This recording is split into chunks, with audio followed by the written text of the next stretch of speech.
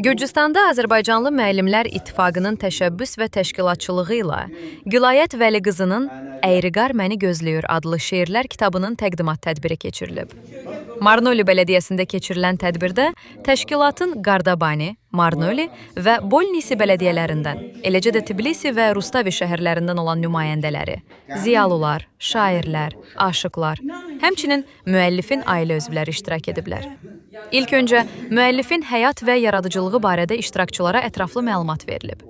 Daha sonra çıxış edənlər onun yazdığı şeirlərdə vətən sevgisi, xalqa məhəbbət, dosta sədaqət kimi yüksək insani keyfiyyətlərin geniş yer tutduğunu bildirərək Gülayət Vəliqızını təbrik ediblər.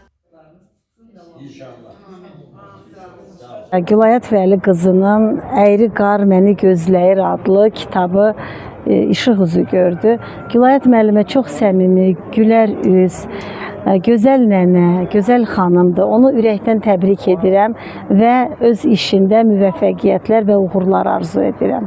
Gülayət Vəliqızı bugün Borçalıda yazıb yaradan və ozan sənətinin davamçılarından biri kimi hamının yanında böyük bir hörmət qazanmış gözəl ziyalılarımızdandır. Mən alqışlayıram bu kitabın davamı da gəlsin.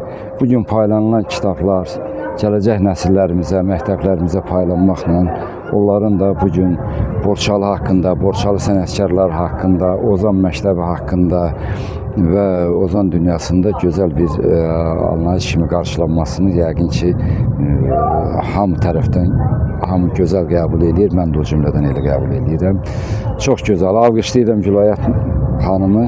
Allah Teala indən sonra da onun təbini bol eləsin, kitablarının sayı bir-birinin ardınca gəlsin. Tədbirə toplaşanların çıxışlarında şairi haqqında gözəl arzular və xoş rəylər söylənildi. Mən də bütün bu xoş sözlərə qoşularaq onu qeyd eləmək istəyirəm ki, və şairənin şeirinin hər birində onun dərin dünyası, iç dünyası, onun mənəviyyatı, onun incə ruhu, duyğuları, səmiyyəti əks olunur.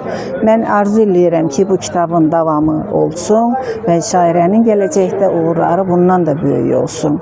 Bir şey də qeyd etmək istəyirəm ki, Borçalıda saz-söz sənəti çox inkişaf edir. Yazılan hər söz bizim milli mədəniyyətimizə, ədəbiyyatımıza bir töhfədir. Və mən istərdim ki, bu cür tədbirlər, belə təqdimatlar çox keçirilsin ki, bizim yaradıcı insanlar ictimaiyyətə tanıdılsın, geniş oxucu kütlələrinə yol tapa bilsinlər.